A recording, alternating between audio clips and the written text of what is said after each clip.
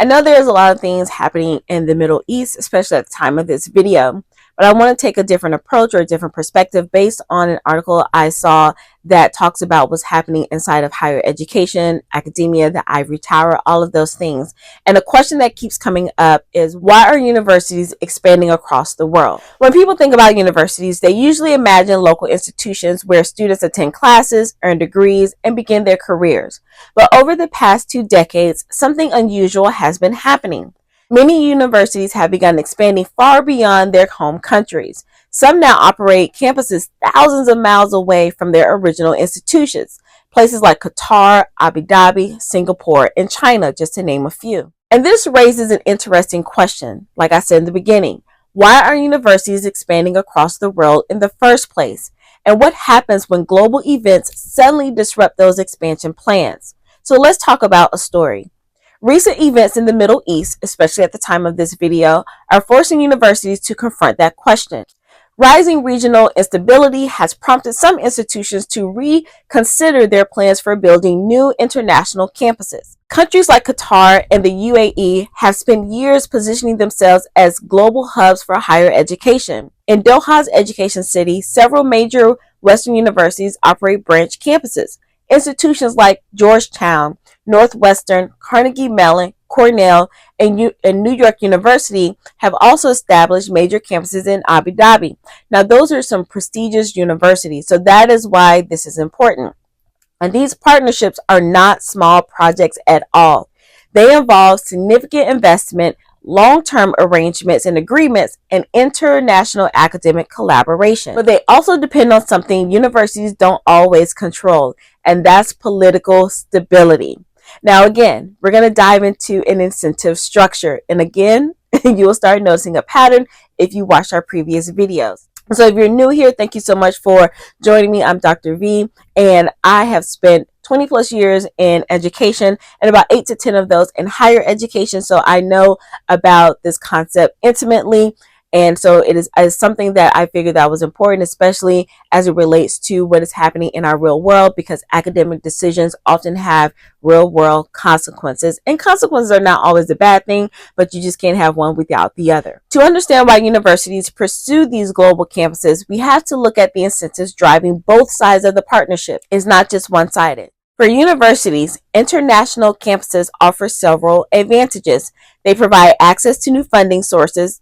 Money is important. They attract international students. They expand research opportunities and global prestige. For host countries, the incentives are different, but they're still incentives. Many Gulf states are working to diversify their economies beyond oil. Investing in higher education helps them build knowledge economies and attract global talent. It also enhances their international influence. When a country hosts prestigious Western universities, it signals participation in the global academic and research ecosystem. So both sides see value in these partnerships, which is why global university expansion has accelerated over the past 20 years. So what is the hidden pattern that most people don't see? What emerges from these partnerships is something many people rarely consider. Universities are no longer operating solely as national institutions. In many ways, they now function like multinational organizations. They manage campuses in multiple countries. They coordinate international research networks. They recruit students and faculty from around the world. And like multinational corporations, they must navigate geopolitical risk, changes in government policy, regional conflict, and economic instability. And all of these factors can suddenly affect the viability of an international campus, which is why recent instability in the Middle East at the time of this video is promoting universities to reassess their expansion plans. Some projects may slow down, others may proceed with additional safeguards, and new partnerships may face greater scrutiny from university leadership. Now, the downstream consequences. The globalization of universities have broader implications than many people realize. These international campuses influence how knowledge moves across the borders. They shape research collaborations between countries, they affect where talented students and scholars choose to study and work, and they contribute to what political scientists often call soft power. When universities establish global campuses, they extend the cultural and intellectual influences in their home country. Educational institutions become part of the international landscape of diplomacy, innovation, and talent development. But global expansion also introduces new vulnerabilities. Universities that operate across multiple countries must now consider geopolitical risk in ways that were once reserved primarily for corporations and governments.